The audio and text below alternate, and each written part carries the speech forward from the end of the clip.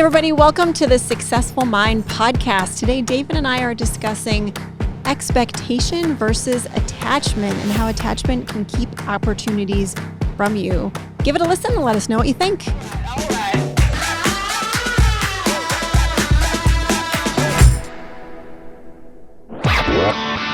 You're listening to the Successful Mind podcast.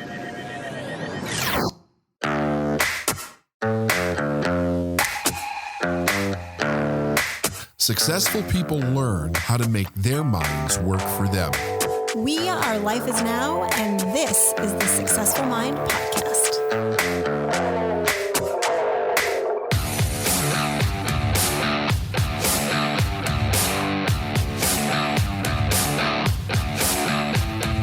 All right, David, today we're talking about expectation and attachments. Yeah. We've been getting, most of the stuff we bring on our podcast is because it's what we're hearing from our clients, right? So in support of them and knowing that this is a question that's out there right now, we're seeing people want to have a difficult time discerning between expecting a result or expecting a thing to come into their life and being attached to that thing. Yeah. And why one might be better than the other. So I figured I'd bring that topic to the podcast and see what your thoughts are on that. Yeah, it's a great topic, and it has a nuance to it that's kind of difficult to explain sometimes. Many of the great spiritual leaders throughout the ages have talked about practicing the art of detachment, so to speak.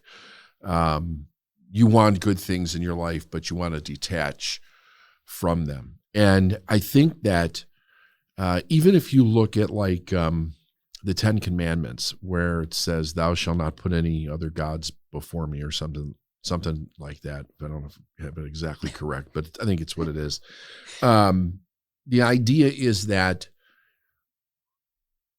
if we're not listening to the higher side of ourself, whether you call that your spiritual self or God or the universe or whatever it is that you want to call it, then something else is influencing your thinking.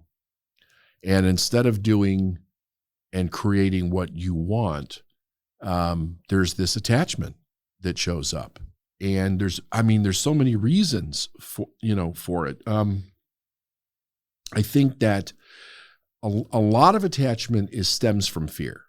Like there's a fear that I'm not going to get it, or there's FOMO, or a person has somehow linked the attachment of something or the getting of something to their identity. Like, I'll be a better person, or you'll see me differently if I have this, or you'll think better of me. They use it as kind of a supplement for self-esteem. Yeah. And it one of the ways that I have heard the question is, what do I do with disappointment? Right? We've heard that before. Like, lots of times. What do we do when something doesn't work or something doesn't show up, and then we're disappointed by it? And my response is always that if you're disappointed by something's off, because you're not in acceptance of what just happened or what it is that you're experiencing. So you're experiencing a negative emotion. You're internally wanting things to be different than they are, which is a big deal because things can't be different than they are. Yeah. And sometimes we feel like we want to throw a tantrum when things aren't different than they are. Right. I mean, yes. In all fairness, some of those things can be quite tragic for people. Somebody loses somebody, right? Somebody loses a spouse, or they lose a child, or somebody dies that's close to them. Loss of any kind can be, really have this experience of being attached, because the truth of the matter is that we do attach, right? That's part of intimacy, is an attachment to other people. And people also get attached to things. But when I was working with Proctor, I learned a lesson around this that I started practicing. And I would say that I got really good at it, with the exception of relationships in my life. And the idea was that everything is in your life for a season, okay? But we don't know how long the season Right. is. And when the season runs out or the time runs out on that thing, just let it go. You were blessed by it. Let it go, or give it away, or sell it, or do something. But in the case of when it's like business, sometimes it might be something that it's not so much that you're getting rid of, but something that's not serviceable anymore. It could be a marketing system or a way of selling, or something that was working really great that no longer advertisement, right? It's no longer working the way that it did. You have to just absolutely let it go. So the key is that gratitude comes in first. Gratitude for whatever it was or whatever you thought that it was going to be. And then the release of actually letting that thing go so that you're not attached to it. Because the real key is that I can't bring in anything else good until I detach from whatever it is what I'm attached to. Does that make sense? It does. I'm trying to think of, I'm like going through my mind and thinking of all the different examples that we've been given over the years of this. And one of them, from a really practical standpoint, is sales. People will have a sales conversation, and they will have made up their mind that they're closing a sale on that, that the money they need is right there on that phone call. Yeah. And then they don't close that sale. And so then they feel that disappointment. And part of it is that they were attached to that sale. And that's a non-healthy attachment. And it's different than expectation. Can you talk to that example in particular? Yes. So if I'm doing sales, I'm going to expect the sale. I'm not going to expect who it comes from. Because we'll stop right there. Well, okay. Okay. I want everyone to make sure that you've just heard that. Okay. Can you repeat it one more time? Yeah. If I'm doing sales, I'm going to expect the sale, but I'm not going to expect who it comes from. And that's the problem right there. That's the problem right there. Okay. Keep going. That's the problem. Keep going. So one thing is, like, you're talking to somebody and they're like, yeah, I'm in, I want to buy whatever. Let me just talk to my wife, or let me check my bank account, or let me see what credit cards I've got. Let me call you back tomorrow. You even set an appointment, and then they blow you off. Yeah. Right. And they're not buying. Yeah. And you're all excited. You think, okay, we did it. We saved the day. We can pay the bills, whatever. And then this person just completely backs out, and you feel it in your body, like a sense of loss, a sense of disappointment. You were completely attached to that person, fulfilling whatever it was that you were afraid of. Because so here's the thing, when that person doesn't buy and you're feeling this negative emotion, whatever that emotion is, why are we feeling that emotion?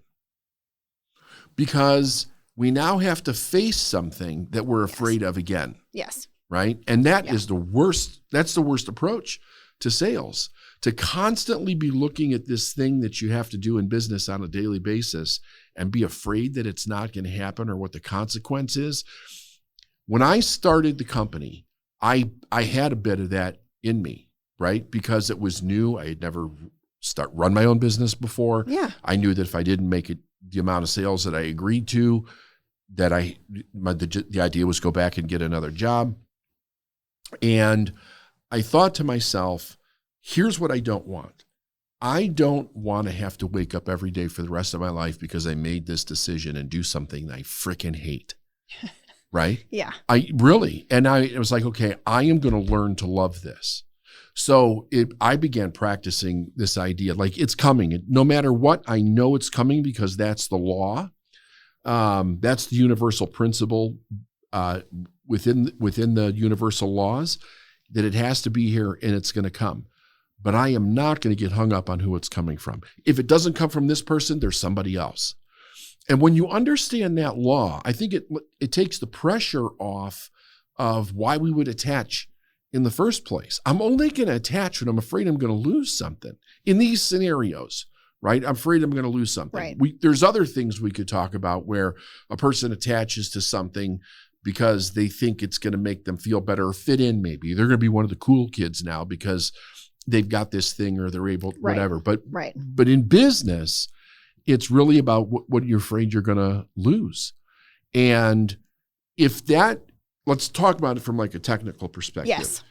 if that sale's not coming in, I need that sale. I don't have time to sit around in disappointment or get into self-pity or woe is me. I need to get back out there and locate that other individual that's going to buy. So the faster that I can say, okay, if it's not this, something better, and move on, the faster I'm going to make that sale. And I'm going to attract it to me because I'm in the right vibration or the right frequency in order to be able to attract that sale to me. I'm not doing something that's going to push it away. If I don't get a sale from you and I'm upset, now my upsetness is literally pushing away the good that I desire. Well, this has been my experience too, is that if I go into a sales conversation and I feel like I'm attached to the sale, I'll lose the sale. Yeah. Because you bring that energy to that conversation. I'm not showing up in service to someone. Right. I'm showing up in service to myself. And that double binding message, as you teach double binding messages, can be felt by the other person. It's like when you walk into, oh God, like a Best Buy, right? And you just feel like that you want to purchase something. You know that you want this thing, whether it's a TV or I don't know, whatever they sell at Best Buy nowadays. But the salesperson helping you feel like something's off with them. Yes. And it causes you to actually not buy the thing that you were actually thinking that you were going to buy in the first place. Yes, and they're following you around, talking to you about this, that, or the other. They don't even ask you what you want.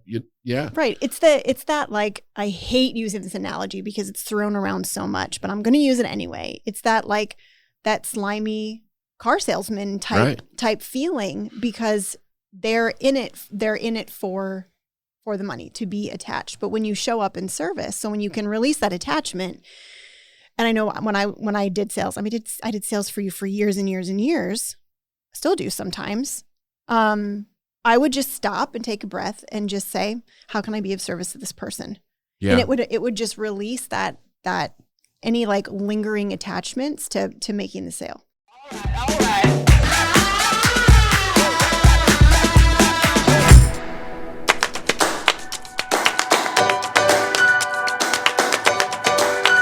Hi, David Nagel here. As a listener of the Successful Mind podcast, I wanted to ask you a very serious question. Do you know what causes success to show up in your life?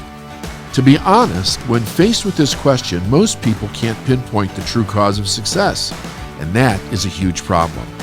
After coaching thousands of entrepreneurs over the years, I can confidently say the foundation of success is the act of following through on what you say you're going to do. No matter what your goal is, your ability to follow through determines whether or not you'll be a success, period. And the truth is, most people might be able to follow through on their word to someone else, but they lack the ability to follow for themselves.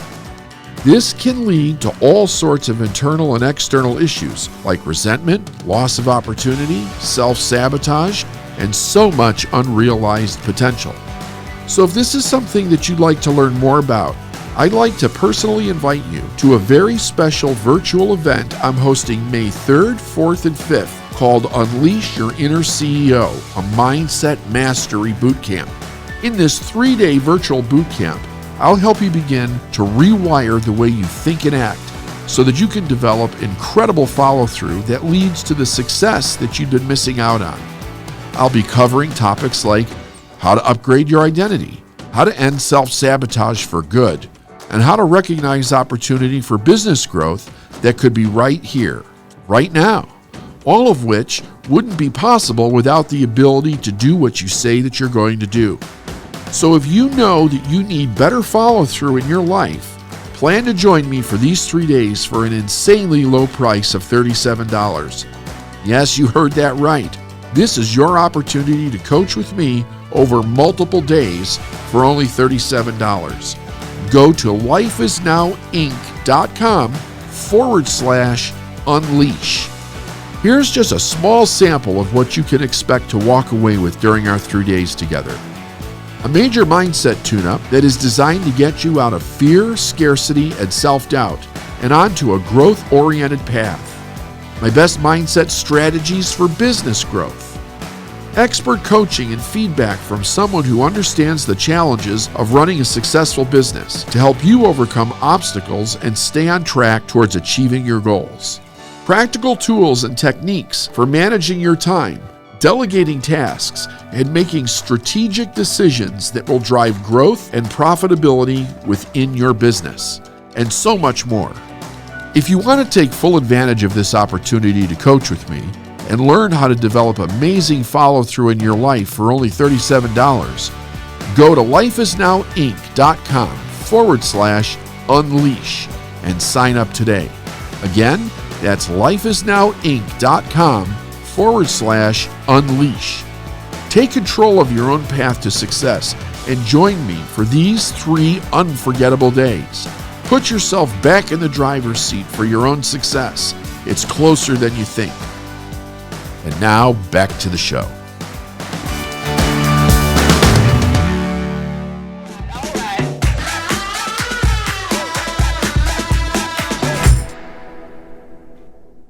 Well, if you think about it from the sales conversation itself, if I'm in that place where I'm thinking to myself, I got to make this sale, I start talking to this person thinking about that I have to make the sale, and I keep trying to do things to get this person to close. Yes. Instead of, like you said, being in service and really listening to what they're saying and asking myself, can I actually help this person? Yes. What is the best benefit to that individual right now, instead of just crimping down on the fact that I've got to do this. And like you said, they feel it.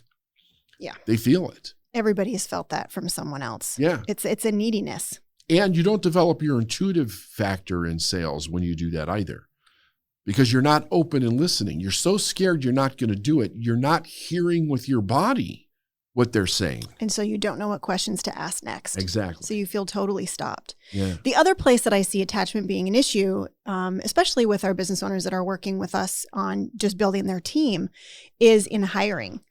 So recently I've had several conversations with business owners who have thought that they had this like key person for them. They'd been searching for this person. They were in the interview process. They brought them on, and they're really attached to this person being the one that's going to solve the problems in their business. And what's happening is little yellow and orange and red flags are starting to be thrown up with this person, and they're justifying them because they're attached to this person being in that role.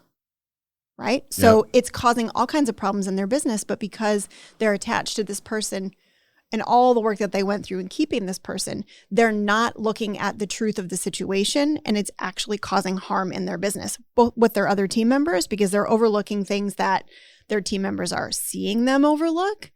And it's hurting their culture. Mm-hmm. So, I mean, I'm personally seeing attachment show up in people, in team, where you're really attached to this person, or you've had an employee for a really long time and you feel bad about the fact that they're not an actual fit for your organization. And so you don't let them go, you don't release them. And again, your business and your company suffers. Yeah. So it's a really interesting attachment, rather than expectation would be, I'm going to expect the best person for this role. I'm going to expect that I'm going to find this person regardless of if it takes me 2 hires, 3 hires, 4 hires to find that person. So it's this dance between attachment and expectation in terms of hiring. And a lot of people, mostly because they don't know this, but they hire out of desperation. Right? Oh, I would say probably 80% of small business owners hire out of desperation. They wait until they cannot wait any longer to hire, and then they just want someone to relieve the pressure. Yeah. So they don't have a well thought out hiring process. They don't ask the right questions. They don't do due diligence, and they bring someone on just because they need that pressure released. What do you think about this idea of attachment when it comes to, you know how a lot of people will hire and they'll hire somebody like themselves instead of looking at somebody that can complement them or complement the company? Because one of the things that I've always thought was that I think that there's some of that in there because many of them don't actually want somebody that's better than they are. And it's unconscious for most people, but I think it creates a major problem because then they're not hiring the best person that they could find for whatever position they're looking for. Oh, yes. I mean, that's also a key issue in hiring is that you're, as the hirer, as the founder, you feel intimidated by someone who could maybe do a job that you're currently doing better than you. Yeah. Because your value's wrapped up in what you're doing and how hard you're working. But the key to the success of any hiring is that you hire the most competent person for the role, right? Like you want to hire someone who's better than you, who's smarter than you, but that's an attachment to control. Yeah, absolutely. So I think the key is that the attachment really should be to the laws. It's attachment of understanding how the universal laws work. Because if you train yourself to think according to those laws, or you use those laws like a tool to be able to think when you're in any kind of a situation, it will then free you and allow you to do the correct thing that you need to do in that situation. So you're not stuck in any kind of stubbornness or making decisions from pain or loss. So many people get into confusion when something goes wrong. It kind of scrambles their mind and they can't actually think logically out of the direction that they go. I was actually reading I'm trying to remember the name of this book. I don't remember the name of it, but it was talking about spiritual principles. And the author was basically saying the biggest problem with mankind is that they don't understand that if they could stop thinking emotionally and start thinking critically and logically, that they would be able to solve all of their problems. But they're constantly being stuck in whatever emotion it is that they're thinking. And a lot of it has to do is because they are attached to so many different things, not just business, but almost everything in their life to some degree. They've got some attachment to it because they've never actually learned how to think logically in a way where they're free and they don't need to get whatever, because they're living under this like mass illusion that they're going to get something from the thing that they have. And they're not getting anything from it. It's just something that they're creating with their imagination that they think that it's real, but it's not. It's not real. Like you're not getting safety from money, right? You're not you make the sale and it doesn't remove the problem. It just lets you live under the illusion that the problem's not there for 5 minutes, right? But like next week or next month. The pressure. Right, exactly. Yes, just relieves the pressure. Exactly. But you're right back in the same thing over again. But people push it off in the distance because they don't want to look at the consequence of whatever it is that they're attaching to and not, well, look at like bad habits, right? People will attach to bad habits for all different kinds of reasons, knowing that bad habit might cause a major health issue for them or some other kind of problem in their life. And yet they continue to do it regardless of that because they're so attached to that, whatever the habit is. Well, then it makes them feel good for a brief moment in time. Yeah. Brief period of time. Yeah. So if we flip this to expectation, then you're saying that instead of being attached, expect the truth of the laws to work? Like put your expectation there? Yes. That's the way that I think that when you do it that way, it sets you free, right? So it's like, know the truth will set you free. What's the truth? The truth is you can have anything that you desire, okay? Doesn't matter what it is. But you can't necessarily insist that it has to come from this one thing or it has to come from this person. You just have to know that it's coming and not attached to whatever it is. Because the faster you allow something that's not working go, the faster the thing that will work is going to come in, right? The new sale, the new team member, the new whatever, the new mate maybe, right? Like whatever, that's going to come into your life faster if you're not in relationship from a negative perspective, whatever it is that you need to let go of. Well, and people will beat themselves up for weeks over a lost sale or over a mistake. Yeah. That's weeks of repelling a possible opportunity that was waiting to come in to take the place of the thing that didn't go as planned. Absolutely. But we ruminate and we think, what could I have done differently? And instead of just learning the lesson and letting it go and being grateful for the lesson, people beat themselves up for hours, days, weeks, sometimes months over a bad mistake. I mean, this just popped into my mind, David. So we just did an intensive a couple of weeks ago, and we had a law firm owner who made a hire for an executive assistant. You know where I'm going with here? Yeah. And it was a terrible experience. Like the woman that she hired was literally a wolf in sheep's clothing. Right. Like came in, did a whole bunch of damage to her business. And this was a year and a half ago, 2 years ago. And in the intensive, we uncovered that she was still beating herself up for it. Right. And she hadn't made a new hire. So she was stuck in her business because she was in attachment with that whole experience rather than just seeing the gift, letting it go and taking the lessons she learned, which were many, and moving on. You know,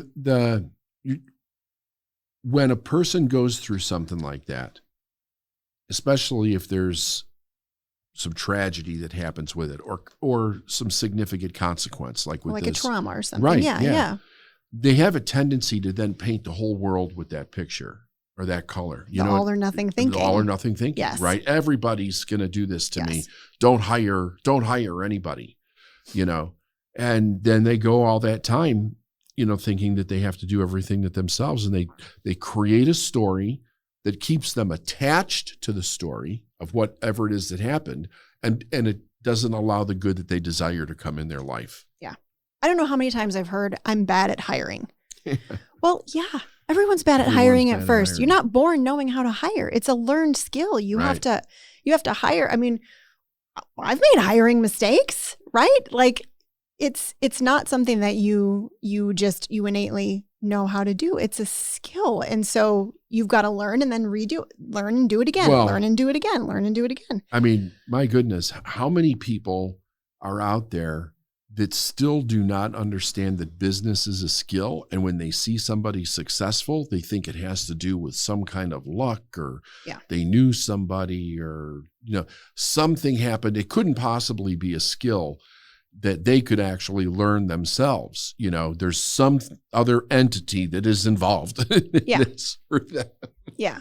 There's some other thing other than skill. And business is all skill. It's all about trial and error. Yeah. And many different skills, not just one, right? Yeah.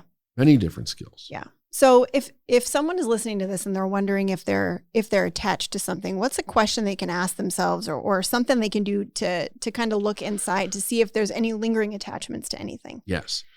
The question is, what am I resisting doing that will allow me to have a different experience, right? So if I'm upset about a sales call, am I now afraid to pick up the phone? Am I procrastinating? Yeah. So are you resisting doing the next thing that you need to do to bring in the good that you desire? Because if you're resisting it, you're attached to what happened in some way, shape, or form, right? So when you have resistance in you, you know that you're attached to something. Resistance is the sign of attachment. Awesome. So take a look at what you're resisting.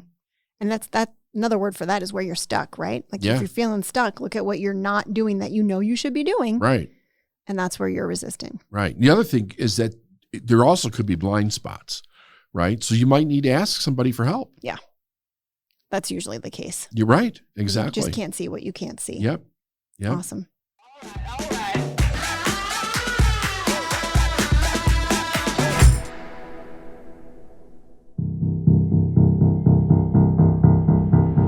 Hey everybody, David Nagel here. Thank you so much for listening to this episode of the podcast. We hope that it helps you break attachments that you might have that are unproductive in your life or business. Remember, resistance is really showing you what's going on. So tell your friends about it. We appreciate you, and we'll see you on the next Successful Mind podcast.